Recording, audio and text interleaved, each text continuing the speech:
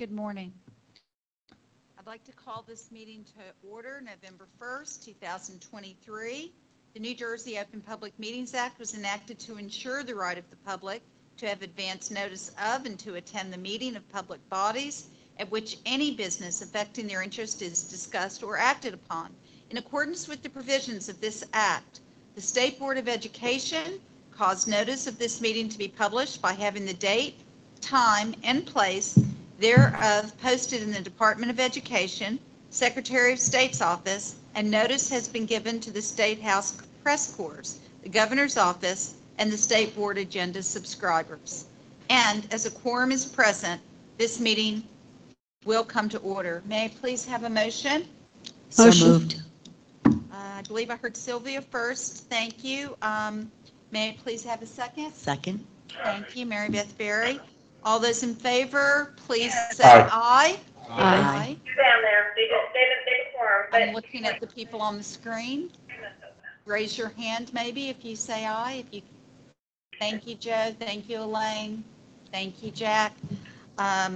It's unanimous. We are now coming to order, and I'd like to go ahead and read the statement to adjourn to executive session. Whereas, in order to protect the personal privacy and to avoid situations wherein the public interest might be disturbed, the Open Public Meetings Act permits public bodies to exclude the public from that portion of the meeting at which certain matters are discussed, and therefore be it resolved that consistent with the provision of NJSA 10:4-12B, the State Board of Education will now adjourn to executive session to discuss personnel and legal matters. May I please have a motion? So moved. Thank you. I'm not sure who I heard. Dr. Butcher, thank you. And may I please have a second? Second. Second. Thank you. I believe I heard Jack. Sylvia, Jack. We'll go with Jack for Nara. Thank you. All those in Thank you. favor, please say aye. Aye. Aye. So we have a full board. Any opposed? Any abstentions? Motion carries. Thank you so much. We will be back hopefully by 10. Thank you.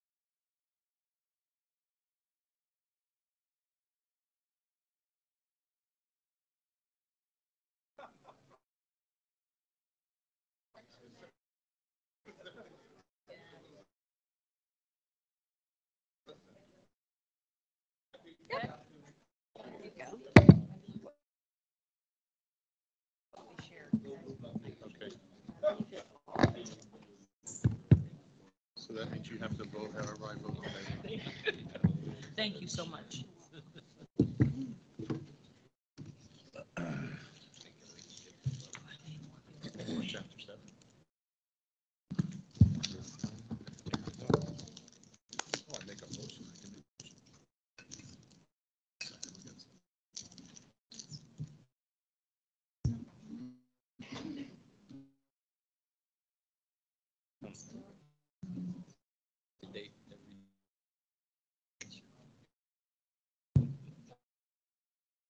Yeah, no, I thought about it. Accountability.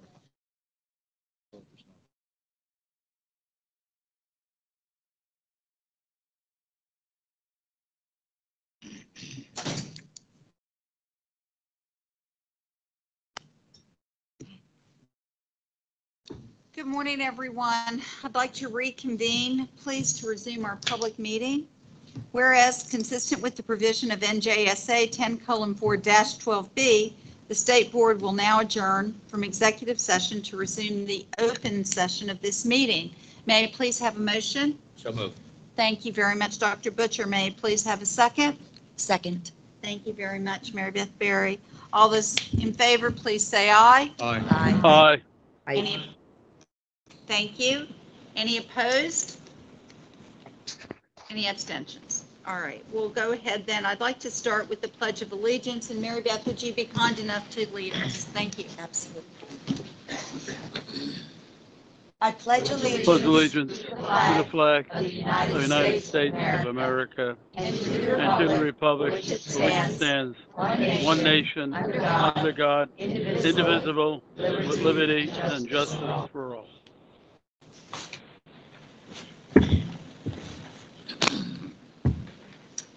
Okay, good morning. This is a very important month. We get to have Thanksgiving and all the good things this month. I'd like to welcome all of you. It's wonderful to see you. If I could please ask, out of respect, for a moment of silence for all of those deaths, certainly everywhere, but in the Middle East as well. If we could just please take a moment of silence, I'd appreciate it. Thank you.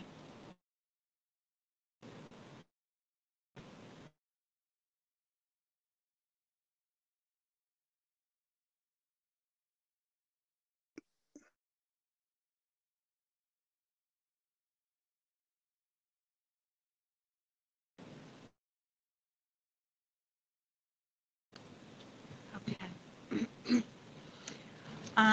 The State Board meetings are accessible for public viewing on the YouTube channel. I would like to advise that YouTube provides readily accessible language translation options for the closed captioning. If you are viewing this simulcast currently, you may use the settings option in YouTube and the information to put on subtitles, translations, and closed captions in multiple languages. We had our October 4th meeting, and I'd like to please ask the board members, someone's having nice music playing. I'd like to please ask the board members to vote on this.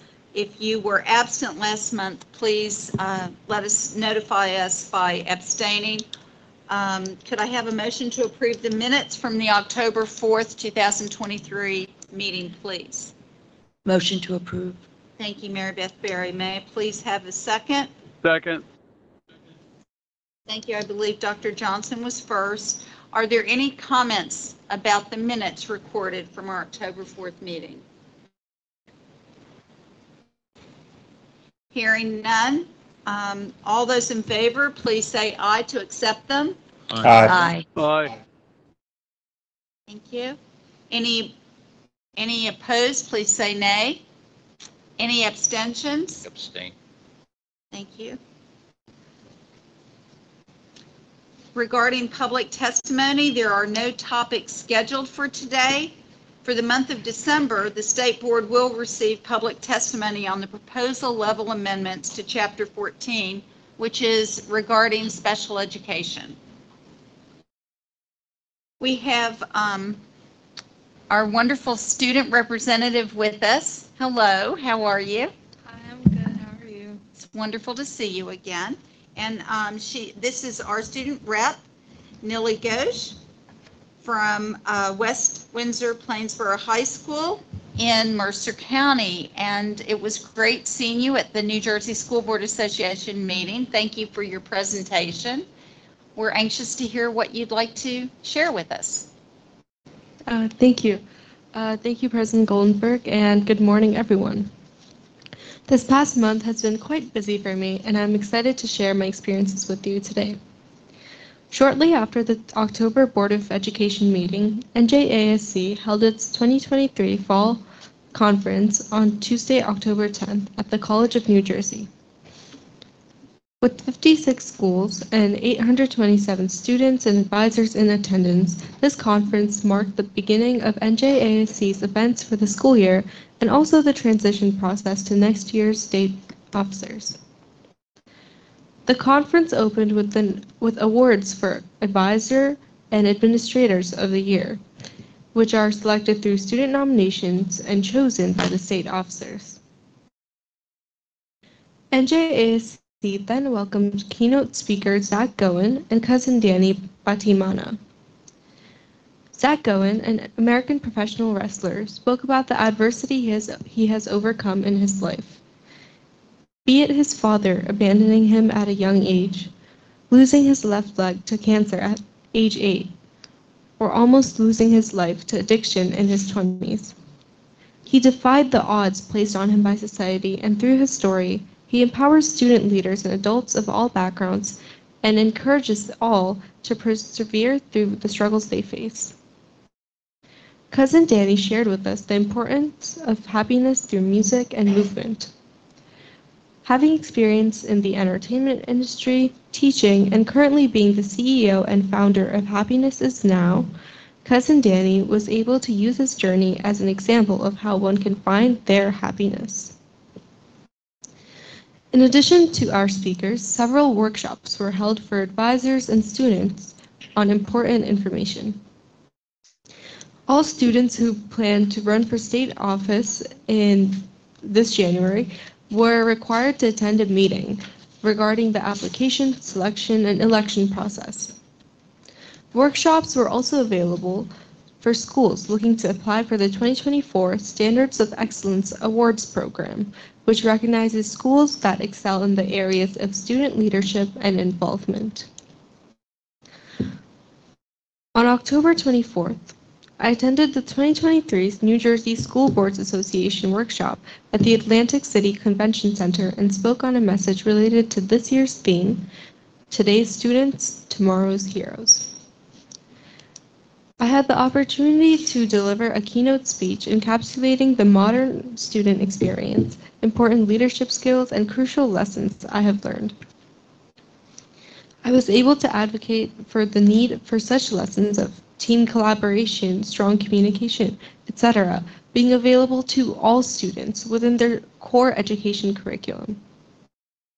The speech was well received, and I feel my message translated well. I would like to extend my sincerest thanks to Dr. Timothy Purnell, Executive Director of NJSBA, for inviting me to be the student keynote speaker, as well as his team, especially Mr. Michael Vidal and Mrs. Lauren Cuervo, for their guidance and support in preparing me for my talk. Excuse me. It was a wonderful experience, and I am deeply appreciative for the opportunity to present.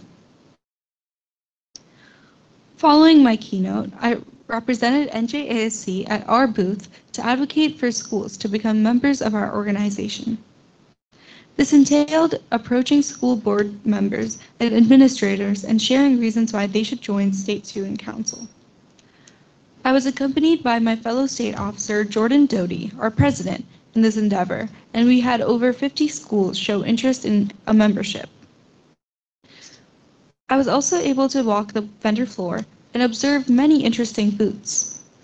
Some booths were sponsored by food companies that gave out food samples, while others were technology companies displaying their innovative creations, and some were even architectural companies exhibiting their pictures of their work around the state. It was a hub for all different kinds of people to gain new knowledge and exchange ideas. Overall, I was grateful for the opportunity to speak to an audience of administrators who were so willing to hear the student voice and receive my message.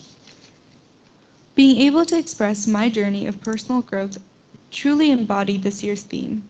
As my hardworking and passionate peers, who also continue to strive to grow, are the ones that will lead and change the world in the near future. It was incredible to be part of the student representation at NJSBA's 2023 workshop and align with this year's theme, Today's Students, Tomorrow's Heroes. Finally, I would like to speak about an opportunity I have at school. I have been involved with my choir at school since the 3rd grade and consider it to be one of my greatest passions. As such, my school choir will take part in our annual Kristallnacht commemoration at a local synagogue on November 8th. For those that may not know, November 9th, 1938, marks the remembrance of a tragic historical event, Kristallnacht, or the Night of Broken Glass. On this night, the Nazis initiated a campaign of hatred against the Jewish population in all Nazi territories, destroying shops and homes of Jewish people and taking countless lives. This moment also marked the beginning of the Holocaust. At our commemoration, we will perform 2 pieces, Let My Love Be Heard by Jake Runstad and Il Malay Rahamim, a Hebrew prayer sung for loved ones who have passed and to wish them peace in the afterlife.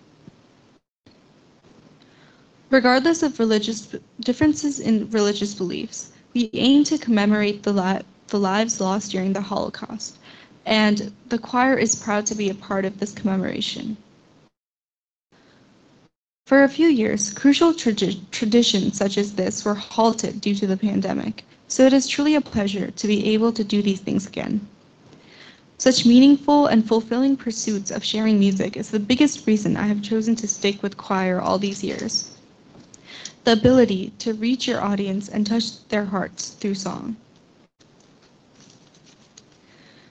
The Holocaust was an inexplicable tragedy and I don't need to reiterate the importance of remembering. Here in New Jersey, I'm so grateful to have grown up with an education that places such importance on impressing upon students the significance of these historical atrocities. I'm proud that we are taking a proactive part in making sure history is not repeated by teaching young people these crucial lessons. Thank you.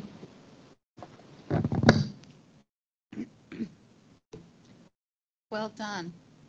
It's a beautiful discussion point for all of us, so thank you very much.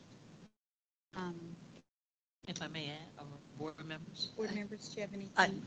I always, I'm in awe of the words that you say and the experiences you have and the voice that you are for young people. I wish I could go to this concert too. I'm so glad to hear that young people are thoughtful, remembering history, honoring the past, and what beautiful thing then to use your voice. It's so. Thank you for the work that you do. Thank you for the person that you are, and continue to talk to your friends and be a voice for all of us. I appreciate you. Thank you. Any other board members have comments?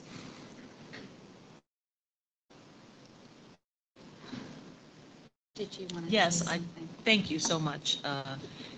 Nellie, in addition to what's been said, it just gives me great pride to watch and listen to you and other New Jersey students who presented at our New Jersey School Board Workshop 2023 event in Atlantic City. You were so poised on stage and so passionate as you described your quest for academic excellence with your 5 AP courses, as well as how you embrace and handle the mistakes that inevitably one will experience in life. And so I am truly warmed by your commitment to work with your peers to also learn, to serve, and to challenge yourself. And I spoke with you backstage before you went on stage, and you were calm as a cucumber, I would say. That's my own saying, what I use. But I just want to acknowledge all that you are morphing into through this experience, and I'm honored to get to witness that. And I truly look forward to your continued candidness and your insightfulness. So thank you. Again, thank you so much. It means a lot. Thank you. So now we'll go ahead and we'll, I don't believe we have any committee reports this month. All right. Next, we have a resolution in recognition of the PTA, the Parent Teacher Association, the membership month of New Jersey. And the resolution is intended to show the State Board of Education's appreciation for all of the parents and the volunteers who work so diligently in behalf of our students across the state. They not only help our students, they help the staff and the families of the New Jersey school districts in every way that they donate their time and make sure that teachers have what they need in the room and that students have extra support and the nurturing that they deserve. I'd like to have a motion to read the resolution first before we go ahead and read it. So moved. Who said you did? Thank you, Dr. Butcher. May I please have a second? Thank you very much, Dr. Johnson. And I believe our board member Sylvia has been nominated to read the resolution. And I'll let you go ahead. Thank you. Thank you, President Goldenberg. Also, thank you to whoever does my printout. Every year I get one font bigger. And so I appreciate it. Contacts, glasses, and big font, it should go smoothly. Glad you commented on the size. If you didn't, I was going. Where you got? Thank you. Resolution in recognition of November 2023 as New Jersey Parent Teacher Association, PTA, Membership Month. Whereas the New Jersey Parent Teacher Association, PTA, is an association advocating for the benefit of children's education and well-being by focusing attention on issues affecting youth and public education. And whereas for more than 121 years, the New Jersey PTA has served the needs of children, teachers, parents, and schools through active volunteerism. And whereas the New Jersey PTA promotes family engagement in schools and communities, advocates for public education, and provides a network of local, state, and national voices speaking together on behalf of all children. And whereas among the millions of members of the national PTA, the New Jersey PTA has more than 95,000 members in almost 600 local PTAs. And whereas the strength of the PTA lies in its membership, the volunteers who tirelessly devote themselves to making the world better for children and youth. Now, therefore, be it resolved that the New Jersey State Board of Education and Acting Commissioner of Education encourage everyone to become advocates for children and show their support for their local PTA or the Garden State PTA, which is the statewide local PTA. And be it further resolved that the New Jersey State Board of Education and Acting Commissioner of Education commend the hardworking individuals and members serving in their local, state, and national roles in PTA and recognize November 2023 as New Jersey PTA Membership Month. Thank you very much. And may I please, we have a motion, we have a second. Are there any comments at this time before we take a vote? Okay, hearing none, I'll just go ahead and reiterate that without parents with parents' help in the schools, it makes so much of a joint operation with the students, the children, the parents. It's just a much better situation. So we really appreciate what the PTA brings into our school districts. We have motion, we have a second. All those in favor, please say aye. Aye. Aye. Thank you. Thank you. Any opposed, please signify by saying nay. Any abstentions? Motion carries. And now we have Miss Sharon Roseborough. Are you? Yes, there you are. Hi.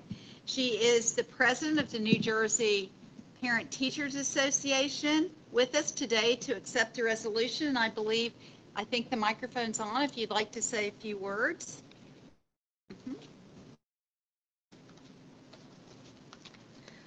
Good morning, everyone. Good morning. Good morning. On behalf of New Jersey PTA, I would like to thank Commissioner Alan McMillan, President Goldenboard, and the board for this resolution. New Jersey PTA has been in existence for over 120 years, and we have nearly 600 PTAs.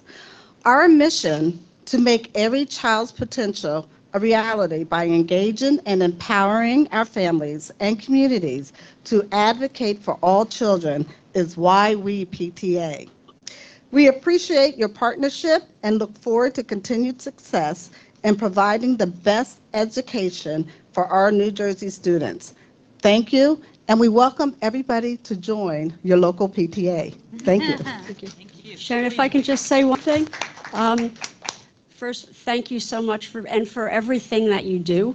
And I'm not sure that everybody is aware, you don't have to be you don't have to have a kid in school to support the PTA or be a member of the PTA. I started my involvement probably in 1999 when my oldest went to kindergarten. It was a way for me to stalk him. Because I was not letting go easy. And we had the calling chain and everything at that time, but it became a way to really be involved in our school. And what the PTA does is so much more than cupcake sales. It's crucial to the outcome for our students. And I thank you for everything that you and the organization does.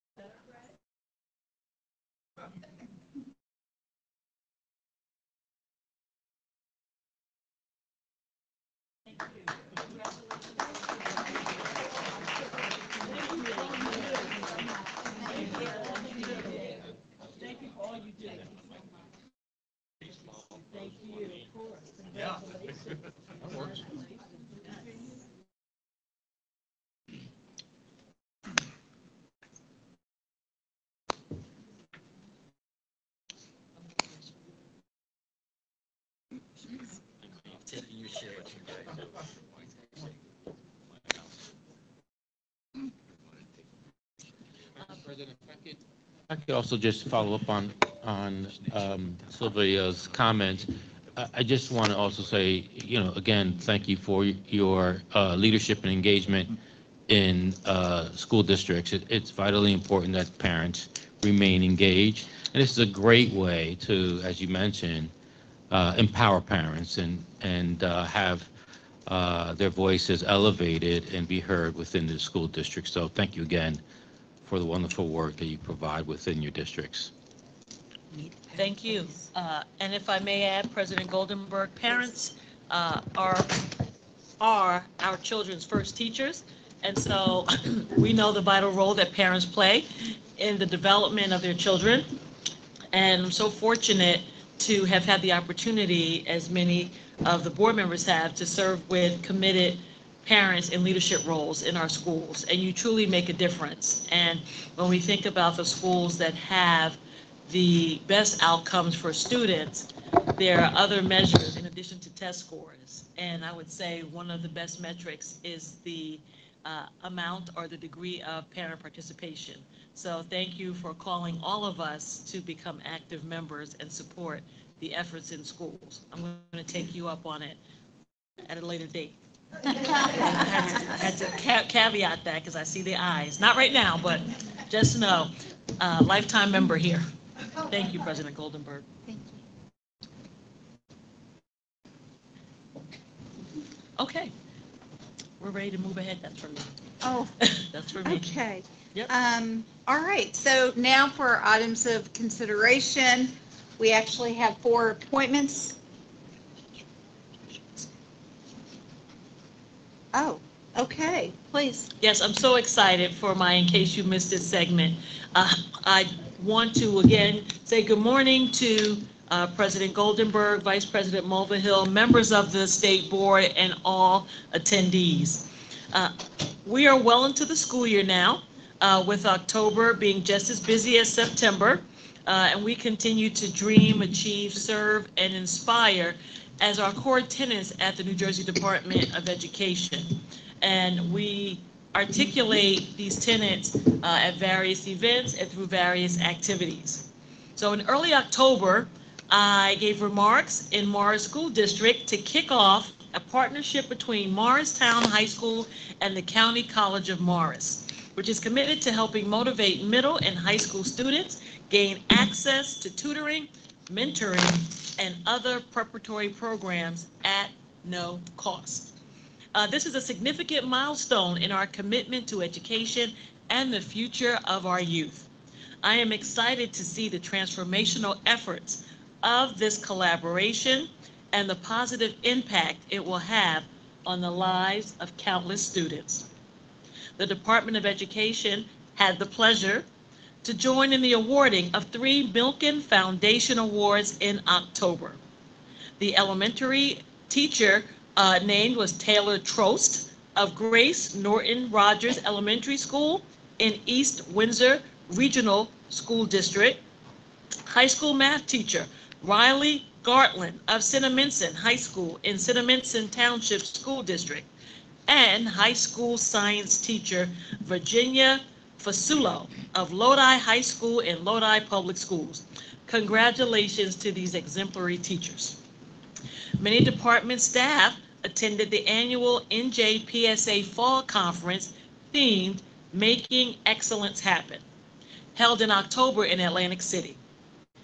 Assistant Commissioner Dr. Jordan Schiff gave welcome remarks and presented honored attendees with the Dr. Ernest L. Boyer Outstanding Educator Award and the Visionary Awards. In addition, Assistant Commissioners Dr. Irving, Ms. Ailing, and Mr. Booker joined Dr. Schiff in participating in a panel discussion that fostered open dialogue with state education leadership. Thank you. On October 18th, Assistant Commissioner Carrie Booker and I joined Acting Governor Way in announcing new funding for statewide preschool services. The $25 million in funding will be used to expand access to high-quality preschool programs across New Jersey, adding 1,715 seats across 26 districts. This ensures over 190 districts will now have access to these vital resources. On October 24th, I was honored to be the keynote speaker at the New Jersey School Boards Association workshop themed Today's Students, Tomorrow's Superheroes. As a side note, I had a wonderful red cape. I hope you were able to see the pictures. It was fabulous. Focusing on how we can nurture a positive collective legacy of education at every grade band, high school, middle school, and elementary, including pre-K, was the core of my message. Our social media campaigns in October included National Principals Month, Careers in Construction Month, and Cybersecurity Awareness Month. We also promoted the New Jersey Week of Respect, National Stop Bullying Day, and the Challenge Coin Contest for the upcoming commissioning of the USS New Jersey Submarine. Before I ask you to follow us and smash that like button, because you know it's coming, I want to just acknowledge our enthusiasm surrounding the high intensity or high impact tutoring initiative. And I'm so excited that soon we'll be able to announce the awardees. And I thank all of the districts that have applied. And I appreciate your patience as we work to streamline the process and stand alongside you to offer additional technical assistance to help you implement this much needed initiative. So please be sure to follow us on various social media platforms for additional engaging content, and it does bear repeating. As always, please smash that like button, comment, share, and retweet as we spread awareness of the programs, activities, and initiatives underway in the Department of Education. Thank you so much, President Goldenberg, for allowing me to insert. I thank you. Well, as long as we're inserting things, I would be remiss then not to mention that we had a panel discussion on the New Jersey School Board Association meeting for our various board members from across the state and administrators. And I want to thank Dr. Ned Johnson, Dr. Ron Butcher, Vice President Andrew Mulvihill for joining in that with me while we were asked questions about what it's like to be on a state board of ed, what challenges we face, what things we'd like to do in the future, and many other questions. So in case you missed it, Thank you. we'll add that in there too. Yes, yes. Okay. That was and I have to say also, as well, the room was standing room only. There were individuals eager to hear and engage, and I did have the opportunity to pop in and just to acknowledge the work of the volunteer state board members, and I think it bears stating again that we are grateful for your service. We know that it is an unpaid position with many hours required to invest in the outcomes that we believe are best to advance student success. So I want to thank you, President Goldenberg, Vice President Mulvihill, and all members of the state board for your service. Thank you. And so now we can go ahead. May I ask a please. quick question? Sure. Another in case you missed it. No, it's just a question. So first of all, Commissioner, congratulations on all the great initiatives. Thank you. I do have a question in terms of, I'm happy to hear about the tutoring initiative. Yes. Could you, certainly this provides another tool in the toolkit to address learning loss. Yes.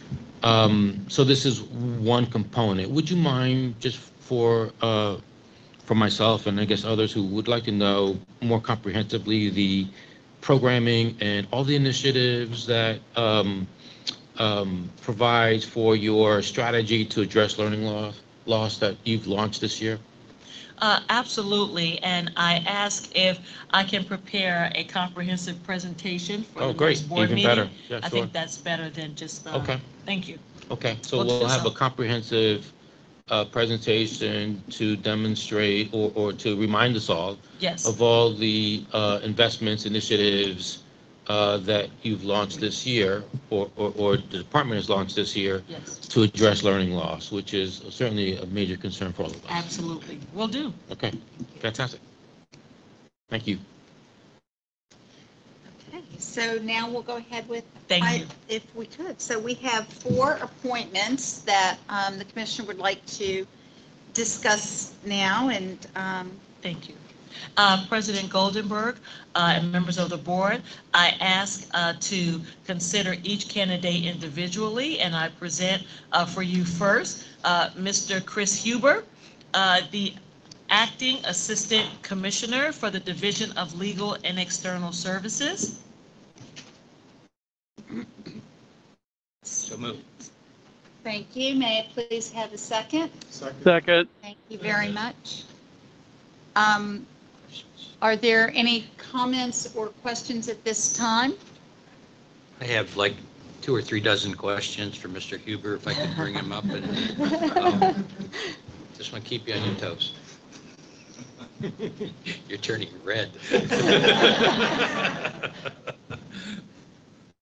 So if I can just add to that, that Mr. Huber, for my entire term on this board, has been very busy with the state board members and keeping us on time, on target with things, and always having lots of explanations for us. And I'm grateful for your endeavors and your work, and looking forward to more of it in the future.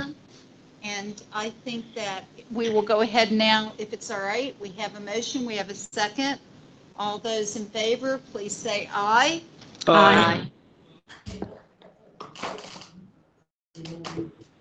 Any opposed, please say nay. Any abstentions at this time, please say I abstain. Hearing none, it looks like you have it, sir. Would you like to say a few words? Thank you.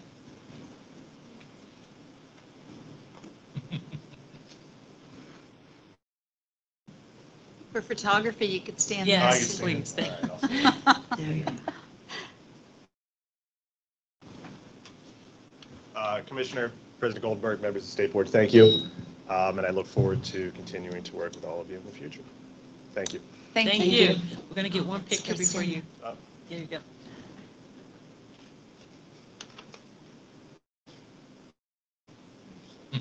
Thank you so much.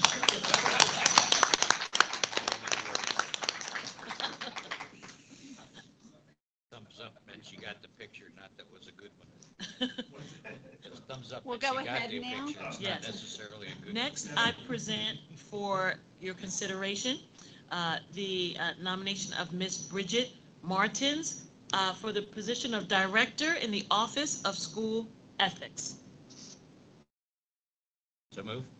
Thank you. May I please have a second? Second. Thank you very much. Any comments at this time? Any questions?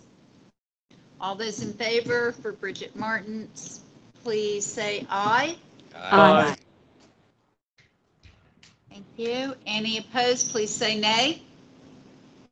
Any abstentions? Ms. Martins, you've been, so if you'd like to say a few words, thank you.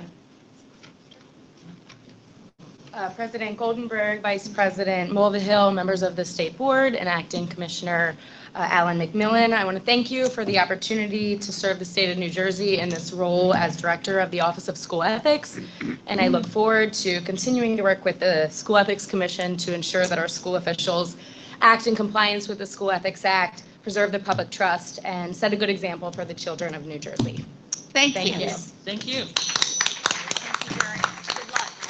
We're going to just take a photo before you have a seat, so just, and I'm going, oh, you have it? Thank you so much. He has it. And next, I'd like to advance Ms. Michelle Whitmore to serve as our Equal Employment Opportunity Officer. Thank you. All those, may I please have a motion? So move. Thank you. May I please have a second? Second. Thank you. Any questions or comments at this time? Hearing none. All those in favor for Ms. Whitman to have this new position, please say aye. Aye. Any opposed, please say nay. Any abstentions? Motion passes. So Ms. Whitmore, if you would please come forward. So we're very excited what you'll be achieving for us. We heard quite a bit about it earlier you. today, so Thank you. Good please. morning, everyone. Good morning, President Goldberg. Good morning, Vice President Mulvihill and Acting Commissioner Alan McMillan. So I wanted to say, and Board of Education, State Board of Education, I appreciate you. I wanted to say thank you for this appointment, and I look forward to serving the Department of Education and all of its employees. Thank you so much. Thank you. Thank you.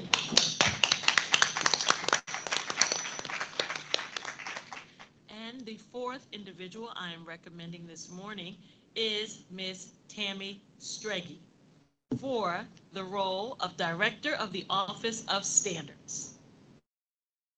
With the recommendation. You are moving the recommendation. Thank you. May I please have a second? Second. Thank you. Any questions, any comments at this time?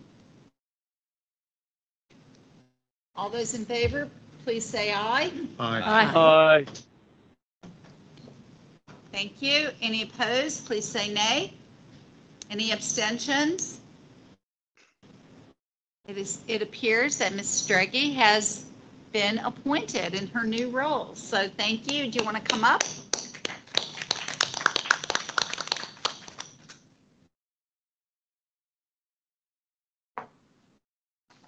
President Goldenberg, Vice President Mulvihill, members of the board, Acting Commissioner Alan McMillan, and guests. It's a privilege to join the New Jersey Department of Education. I believe that education is foundational to our democracy. Ensuring that all students throughout New Jersey have access to instruction based on a common set of rigorous and relevant standards provides equity needed to create opportunities for their success and to further their productive participation in our society. I'm grateful for the opportunity to work with the New Jersey students and families, our school district partners, the PTA, with educators in the field to support their efforts to create a robust and enriching educational system. Thank you for this opportunity. Thank you. Good luck.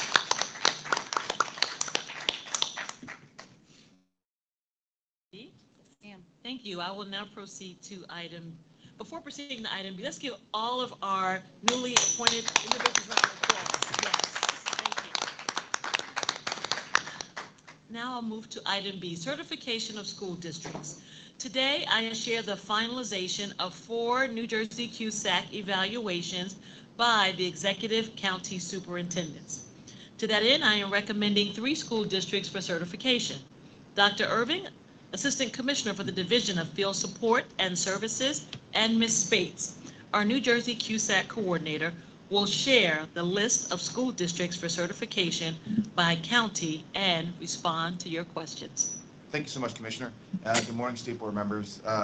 Just to be clear, as we shared with you all last month, we have completed our annual review of CUSAC. Over the course of the next few months, I will be coming back to you for interim reviews, districts who are on district improvement plans who get reviewed every 6 months or so, and I'll be giving an update of their performance.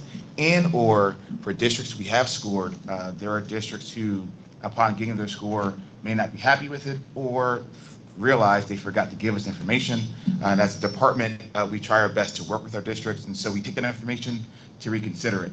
And so today we have 1 reconsideration, which is the Orange Public School District, and 2 interim reviews. Ms. Spade will go through those districts and share them with you. These lists will be much smaller than what you are accustomed to because they happen infrequently. Ms. Spade? Yes. We have in Burlington County, Springfield Township School District, in Essex County, Orange Board of Education School District, and in Monmouth County, Roosevelt Borough Public School District. And that's it. We did so many last month. Yes. Right. Well, and again, we are technically done with the CUSAC annual review process. And so, as Ms. Spade just shared, 2 are interim reviews and 1 is just a reconsideration. Good. May I have a motion to accept the school district? So moved. Thank you. May I have a second, please? Second. Thank you. Any questions about these districts? I only had one question. So we will be hearing from you in like 5 months or so on the interim on where districts are, right? You're doing a second review? Right, but the cycles will, they overlap with each other. So Right. each month you may hear from me about what preceded 6 months prior to. And That we is love correct. hearing from you, so it's very nice. Thank you. But thank you. So we will be getting updates. Yes, ma'am. Thank you. Any other questions at this time?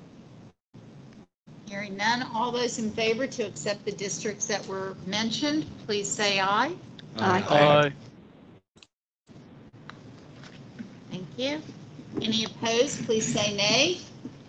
Any abstentions due to conflict? Hearing none, they pass. Thank you so very much. Thank you. Thank you. Thank you very much. Moving on to item C, Chapter 3, Controversies and Disputes at Proposal Level. This chapter sets forth the general rules of procedure established by the department for the filing of petitions with the commissioner to hear and decide controversies and disputes arising under school laws. It also establishes special rules of procedure for certain controversies, including tenure matters. Mr. Huber, Assistant Commissioner for the Division of Legal and External Services, and Ms. Simons, Director of the Office of Controversies and Disputes, are here to present a summary of the rulemaking and respond to your questions. Thank you, Commissioner. We're here today at proposal level for Chapter 3. So again, Chapter 3 is the rules that govern how the public and individuals present themselves to the Office of Controversies and Disputes. Again, the purpose of 6A:3 is to establish rules for the filing of petitions with the Commissioner to hear and determine all controversies arising under school laws. The rules also establish special procedures for specific types of controversies, including but not limited to tenure charges and denials of entitlement to attend school due to residency laws. Overall, the goal of our proposed amendments is to simplify the filing processes and to ensure consistency with current practice. Changes include eliminating the requirement that filings be received by 4/15, eliminating notary requirements, as well as eliminating requirements related to the use of filing by fax. Over the last couple of years, the Office of Controversies and Disputes has really enhanced the ability to receive filings via email. So a lot of these changes are to incorporate what currently is being done through practice. We do have one proposed change, agency-initiated change at proposal level, based upon a comment that we received relative to the streamlined tenure appeals for charter school employees. So we are proposing an amendment at proposal level to revise our previous amendment to 6A:3-1.14A to clarify that the provision only applies to matters that have been transmitted to the Office of Administrative Law, and add a new paragraph at 6A:3-1.1E to clarify that Chapter 3 does not apply to streamlined tenure appeals. Really what this is just providing additional clarification to the field that these provisions, filing provisions, and tenure proceedings do not apply to the streamlined tenure proceedings, which are outlined in Chapter 11, which is the regulatory package for charter schools. Thank you, and I'll pause now for any questions.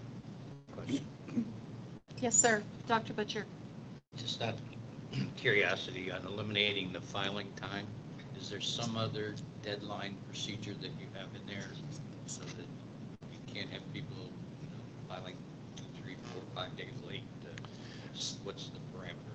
So there's always a date, right? A date deadline in which you need to file. Okay. We had a 4/15 deadline because a lot of it was either done by fax or by hard copy. We're waiting for people to be in the office. That's right. So Yep. it's just a date. That's right. So that in the notary requirement, are you guaranteeing that the appropriate individuals signed all the documents as opposed to somebody's secretary that decided to change something at the end? To be honest, we haven't encountered that particular problem before, but ultimately these petitioners will need to present themselves to the Office of Administrative Law for proceedings and present their case at that time. So they'll be again presenting all the information in the petition of appeal to a judge live in person. And I think just to add to that, a lot of this is moving back, moving towards electronic filing, right? Which is kind of the norm throughout courts in the state, right? Correct. And there's no real way to have a notary on an electronic filing. Okay, thank you. Any other questions at this time?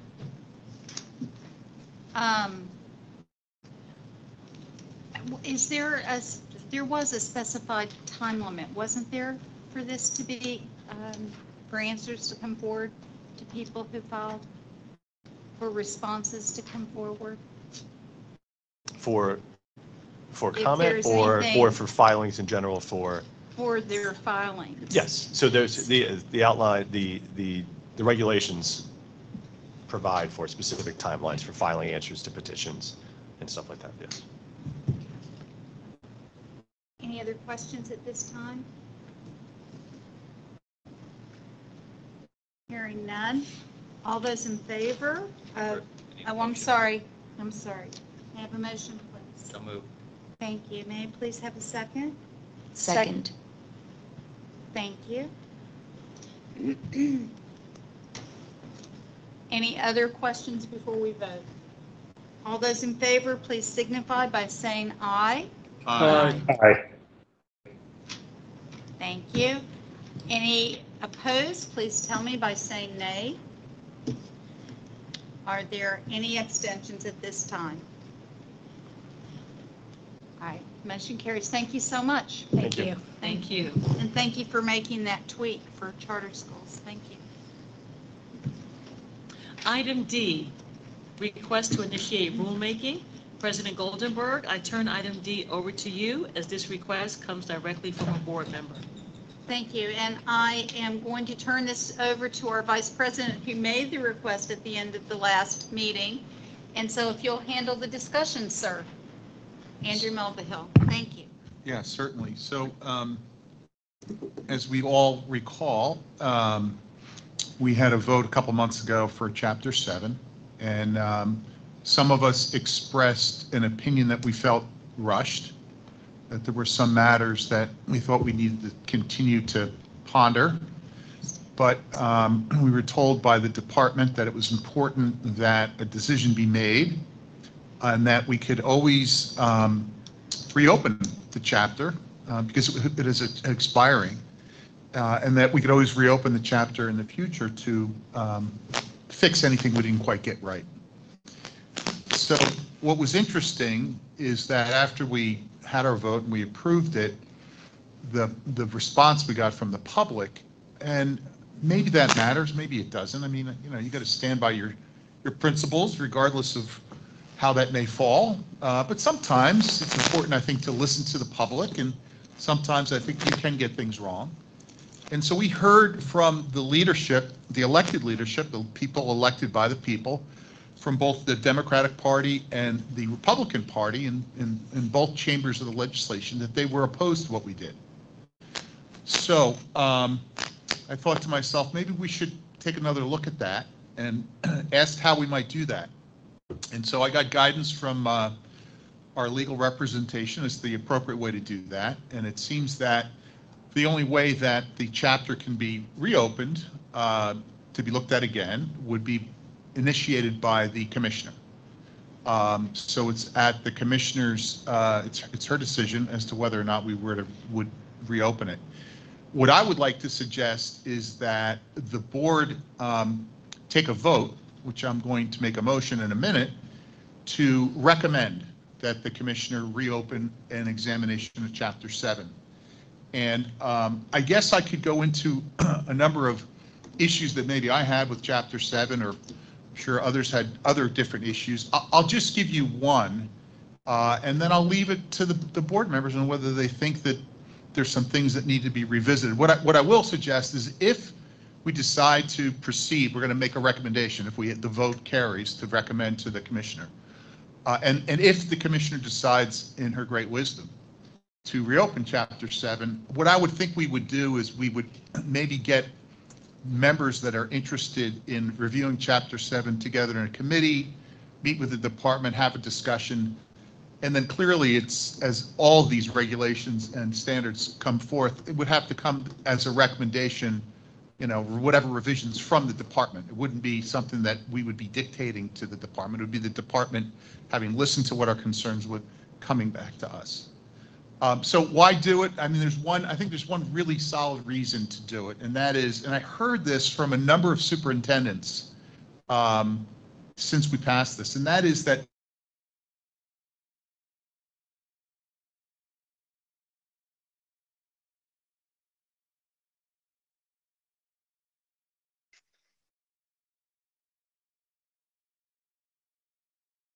and actually some school board members. I heard from one at a school board. I think he mentioned something publicly at the school board meeting it's just not possible.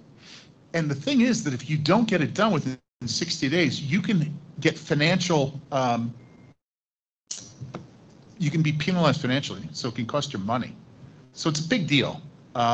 So I don't think we got that particular issue right. And there's some other issues that I probably think we didn't get right, but I don't know that the rest of the board thinks we got it right. Why not take another look at it? What's the harm? Again, it's going to be done. It needs to be done in the proper way, and it's ultimately going to come back from the department, and it's up to the commissioner to decide whether she wants to reopen this chapter. Pun on words. So I would like to make a motion that the board vote to recommend, and it's only a recommendation, that the commissioner consider reopening Chapter 7. So that's my motion. Did I do that right, Diane? The motion? I don't, not the content of the motion, but I made a motion, right? That's what I need to do? So do I have a second for that? I'd like to second that. Okay, and you asked me to run this part. So are there any comments, any other further discussion before we vote? I do. Yes, I have a couple of comments. Joe, go right ahead. No, Mr. Ponte, I'll defer to you. I'll finish after everyone. We can't hear you, sir. Can you speak a little louder? I'm sure. Sorry.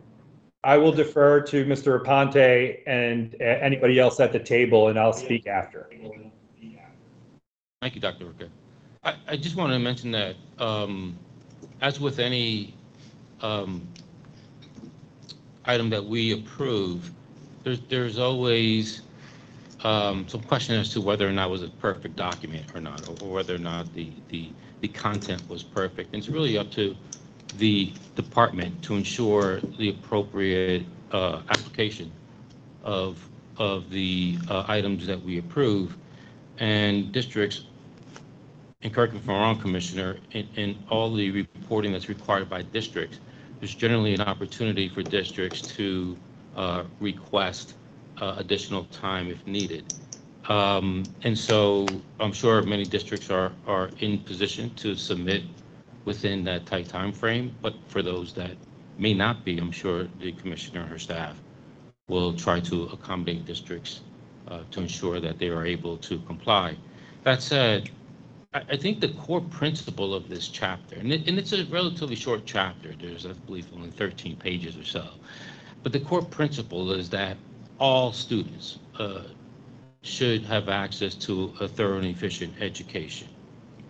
And in a fair, just, and impartial environment. And so I think this chapter really speaks to that and provides guidance in how to deliver and ensure that each student has access to a thorough and efficient education. I recognize, Andy, what you mentioned about others that may have opposed, but I was not clear on what they were opposing, because it seems to me, at least from many of the articles that I've read, what they were opposing was not even in the chapter. And so I question whether or not there's, let me just pause there. Is there an issue with what I just described as the core principle of this chapter, to provide a thorough and efficient education in a just, fair, and an impartial environment. I'll hold off any a response until the rest of the board members have an opportunity to say something. I think, Joe, you had something you wanted to say, and then we'll go to Elaine. She has her hand up. Thank you, Vice President Mulvihill, for the opportunity. Andy and I don't typically, or I should say, don't always agree. But what I do strongly agree with is what he's requesting right now. I think when we consider policy, if we have members on the board who are uncomfortable or who would like to take another look, I think that's okay to request that the department allow us to do that.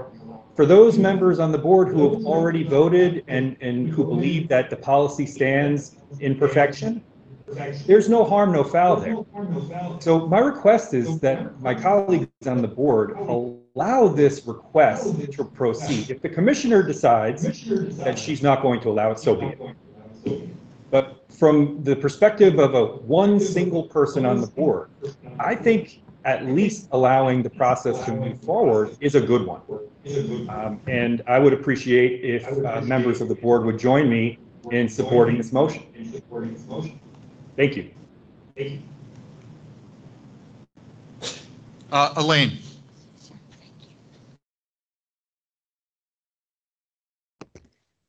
I look at it slightly differently in that, can you hear me? Okay. I look at it slightly different in that we cannot just ask, we open the chapter.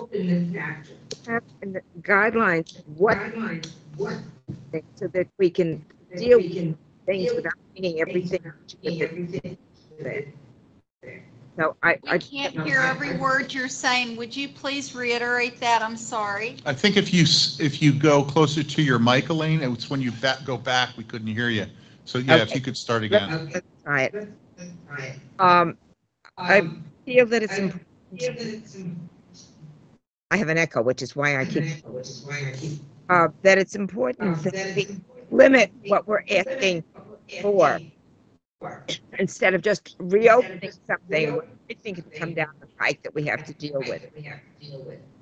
So I think that would be helpful. That we should at least know what we're asking for re-examination about. Okay, thank you, Elaine. Anyone else have any comments? Ron?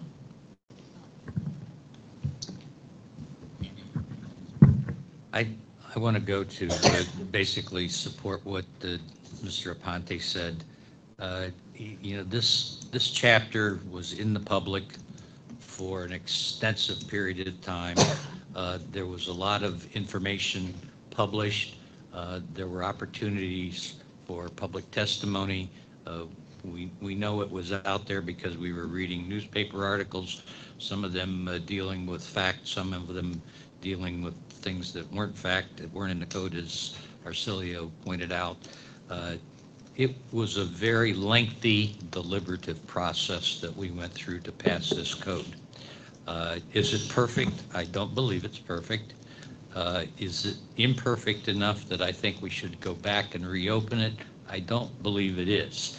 And as Elaine just indicated, we don't really know what the parameters are for this. It would go to the commissioner, obviously, but my gut, based upon what I was able to listen to, hear, see, is we're hearing a lot of opposition, in my mind, from a smaller percentage of the population that has some very vested interests.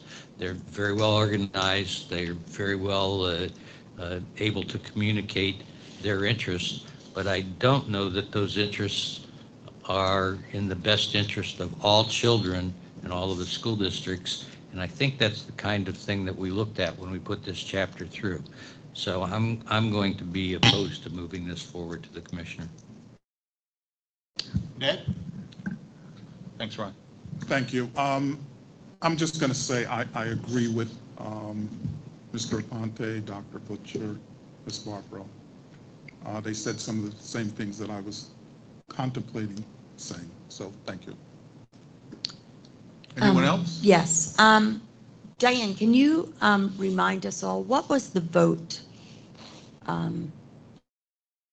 Could you look that up? Because I think it's pretty important. What was it?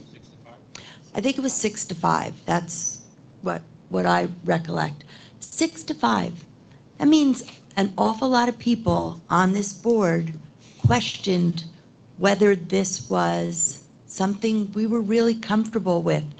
I think if the vote had been different, that close, what harm is it to bring this back up, to discuss it so that more board members are, you know what, I'm going to side with this side or the other. We want to get this right.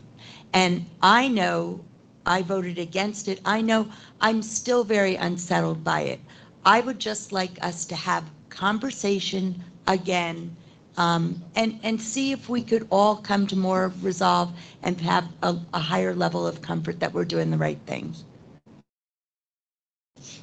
Thank you. Ron, you have another comment? Yeah, just a quick one. Jack's hand is up too. Yeah, Just so you know. this is really quick. And as we look at the vote of 6-5, I wasn't able to be here for physical reasons, so it technically would have been, I don't know that it changes your argument there, but it technically would have been, as far as the total board is concerned, a 7-5 vote. Jack? Thanks, Ron. Go ahead, You know Jack. that the state legislators had serious concerns about this vote that we approved. And they had concerns, and I think that we should at least consider the legislators to make their decision regarding this issue, from what I understood. That's all I wanted to say. Thank you, Jack. Anyone else? Kathy, you have any comments? I do not. So, Except, I did ask you if you were going to specify which parts of Chapter 7 specifically you wanted to look at. So, in light of the comments that I've heard, I'd like to revise my motion. And I'd like to revise the motion to say that request that the commissioner reopen Chapter 7 and look at only 2 items. One would be the time frame for implementing the equity plan, which was reduced from 180 to 60 days. And the other item I'd like to look at is the item of protecting the rights and avoiding discrimination against certain classes of students when we teach sex ed classes. And what I'm going to suggest, if we have an opportunity to meet with the department, is on this very controversial issue, and it kind of brings politics into the classroom a little bit, and it's kind of being dictated by the state of New Jersey up above to the local districts. That when you do separate children, when you teach, if you choose to, it's optional, when you teach sex ed, it needs to be done by gender identity rather than biological sex. And the reason that we're doing that is because we want to make sure that we don't discriminate against transgender children.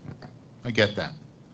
The argument that I made previously was, well, what about avoiding discrimination against the sexes?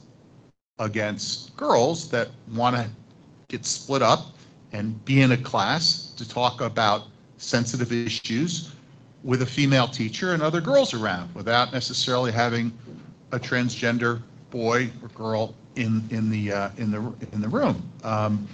So what I'm going to suggest that we do is, rather than pick one or the other, like rather than pick the rights of the transgender kid, which some may say is intruding on the rights of girls or on sex, or rather than saying we're going to do it by biological sex and now we're impinging on the rights of the transgender kids, why don't we simply say that when you teach sex ed and you choose to split the kids up, that you have to keep in mind that you're going to abide by the laws of New Jersey where you can't discriminate, and let the local boards decide how to handle it.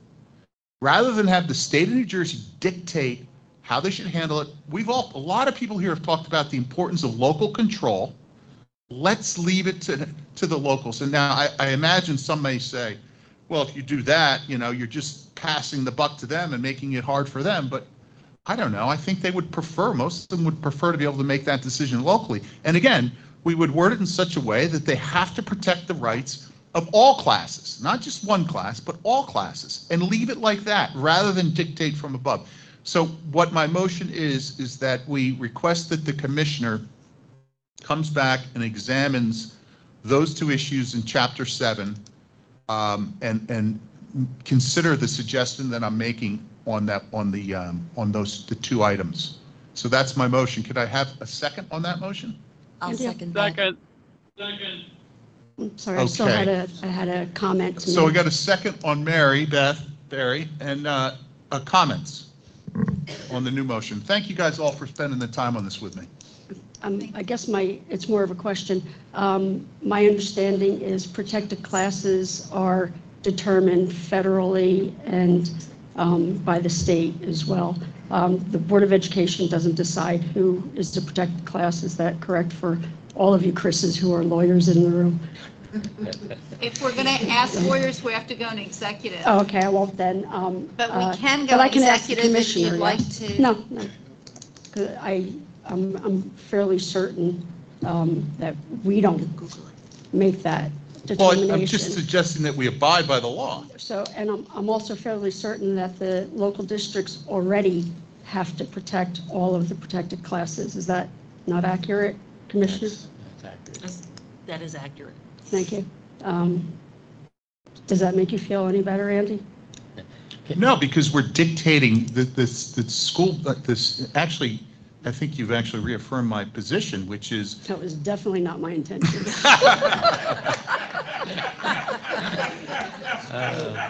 No. Vice President Mulvihill. 1 second, I'm not done yet.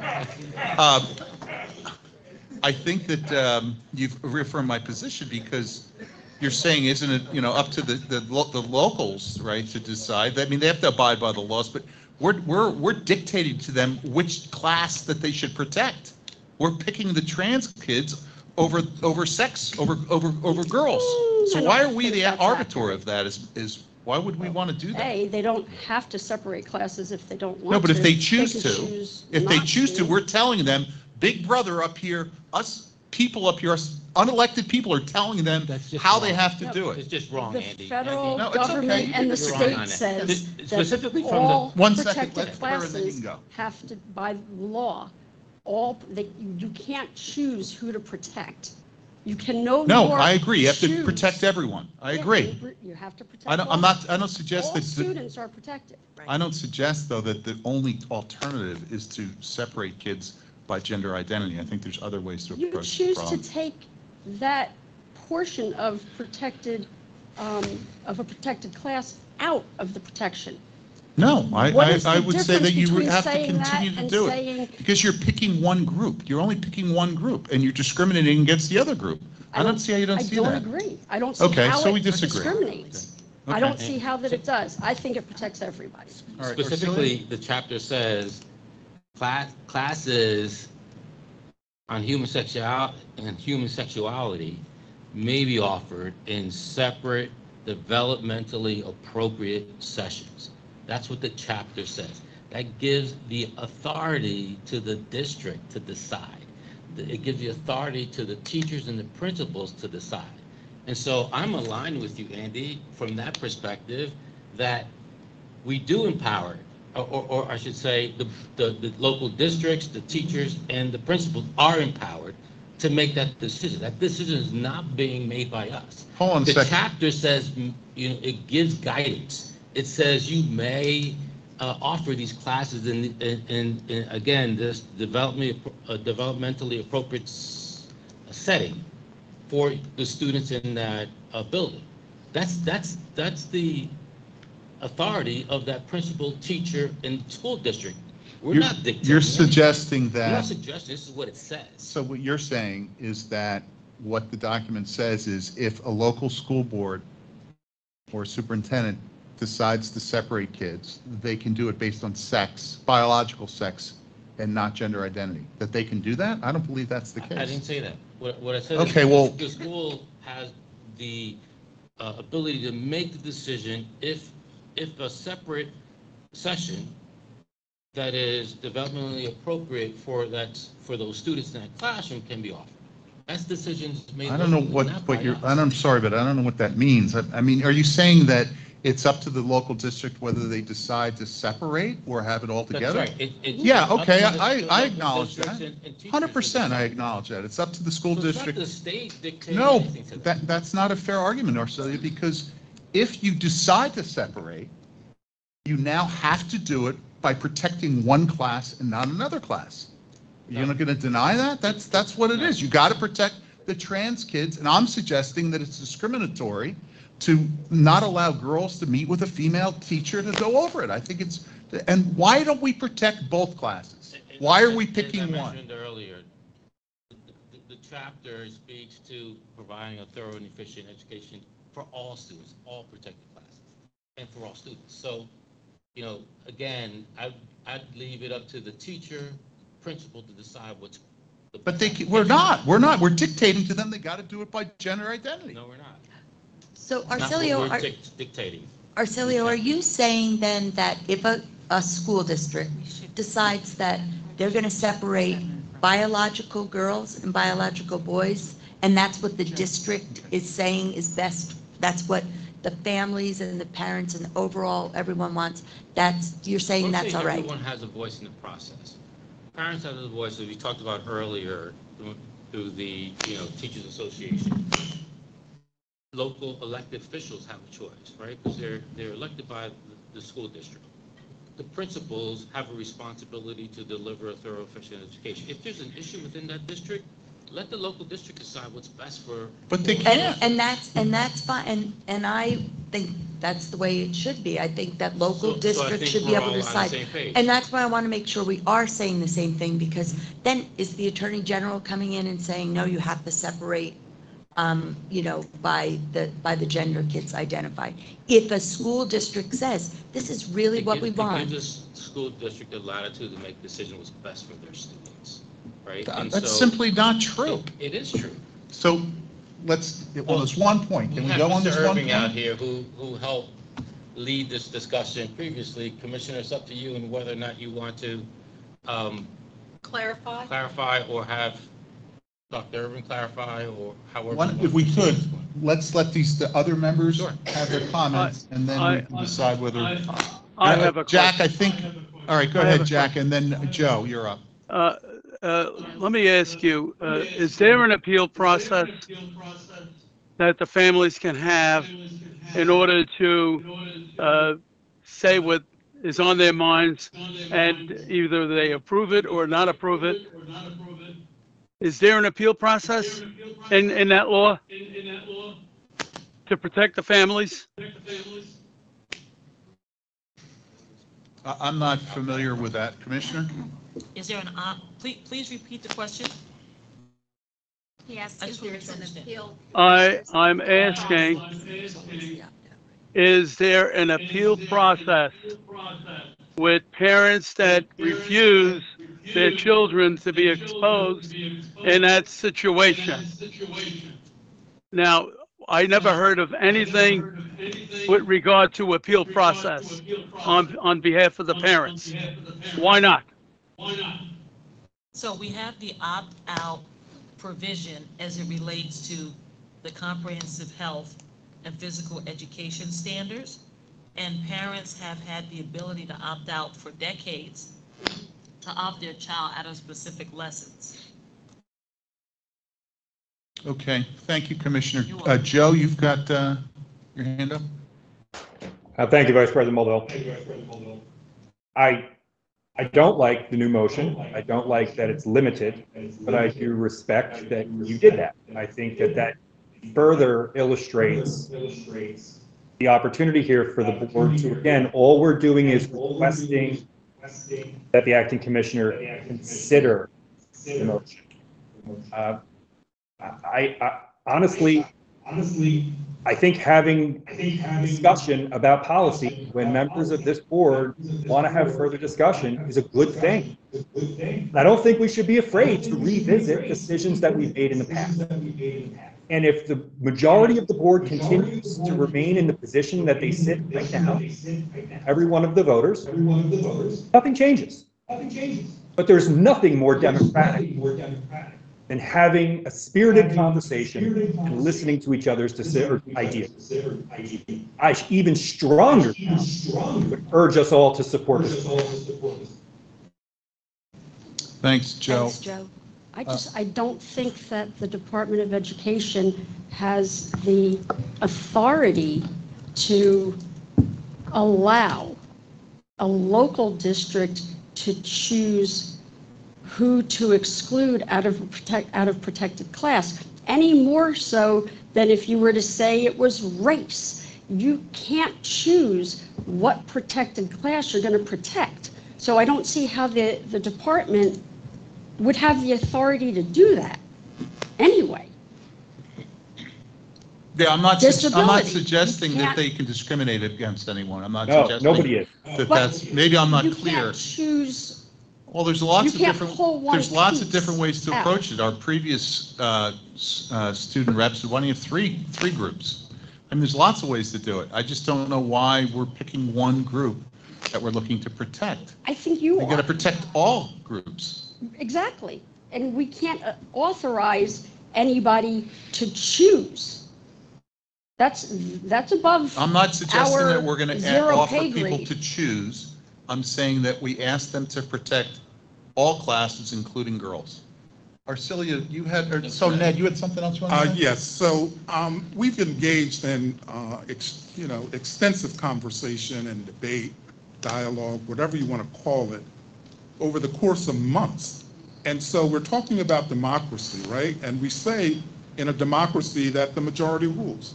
The majority has spoken. Because you don't like what the majority says, now you want to, browbeat us and try to convince and force us to now come over to your side? That seems to be, to me, an anti-democratic strategy. The majority spoke. You don't agree with it. You've expressed your disagreement. That's the process. Let's move on. Let's call the vote. Thank you. I think it's fair. I think you're right, Ned. I think we've talked about this enough, and we should call the vote. The only reason I brought it back up is because of what we heard in the public, what we heard from both sides of the aisle. The fact that we got 1,000 comments on it. I just thought it was something we might consider revisiting. Arcelia, do you have one more comment, or do you want to bring Chris up? You and I disagree. I don't know that we need to argue about this anymore. No, I agree. Let's move to You vote. good? So, oh, Joe, did you have more to say, or do you have something else to say? I do, and I absolutely appreciate Dr. Johnson's commentary, but I must add that it was made, or it was told to us before we voted that we could again have another look, and that all was not lost.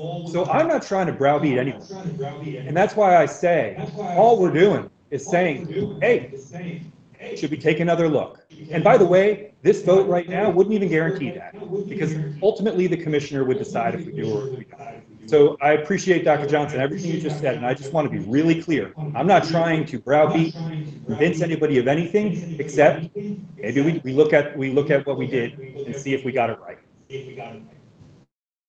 Thank you. So, I don't know how to do this vote thing, Kathy. Could you do the vote thing? Yes, sir.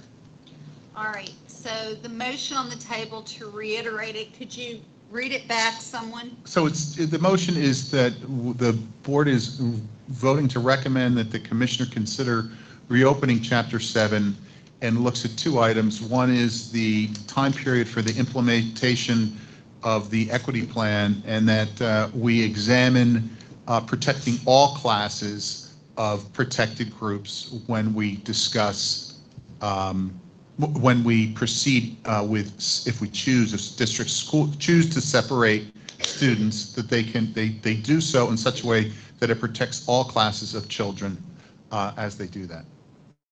So that's the motion. So I need a, so, Um, and so- I have a second, I think, from Mary Beth. So that's the motion, and who was the first person who made the motion? You did. I made the motion and Mary Beth Mary seconded Beth it. seconded it. Okay, any final comments or questions? I do have a question. Sorry. And that is with the first part about the 60 days, is it really possible for the school districts to come forward to the Department of Education and ask for more time if needed than the 60 days? Yes. Thank you. Okay. All right. So. Do school districts know that? I'm sorry? Do school districts know that naturally, that if they need more time than Well, 60 they will days? now. I guess so. Good. Know it now. There's been some clarity. We're on snarky today. that. All right, so I guess we need to do a roll call vote.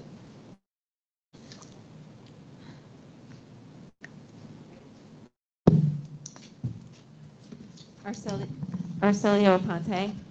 To be clear, I'm voting no because I believe the current chapter provides for opportunities to deliver a thorough, efficient education in a environmentally appropriate setting. So I vote no to reopen the chapter. Mary Beth Berry. I vote yes to reopen the chapter. Elaine Bobrow. I vote no. Ronald Butcher. Vote no, and I too would like to echo Arcelio's comments as well. Jack Fernero. Jack, You're on mute, Jack.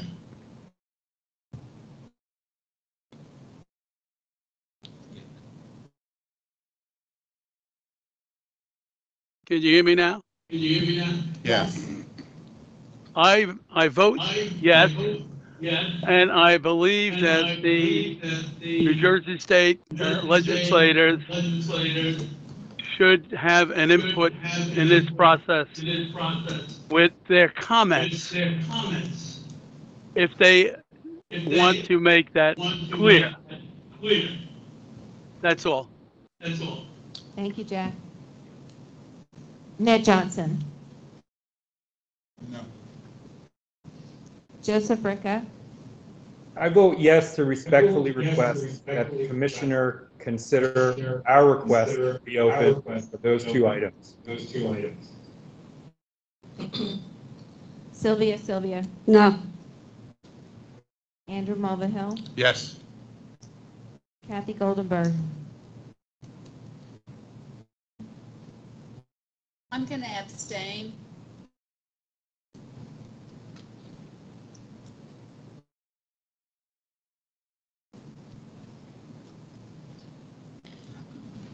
The vote is 5-4 with one abstention. Your motion is not approved. Hey, thanks, everybody, for indulging me. I appreciate your patience. Thanks, Andy. All right. Moving forward to the work session, there are no new items that I'm aware of. Is there any new business? May I please have a motion to adjourn? Thank you. All those in favor, please say aye. Aye. All those opposed? We're finished. Thank you. Happy Thanksgiving. Happy Thanksgiving, everyone. You mean to get an extension?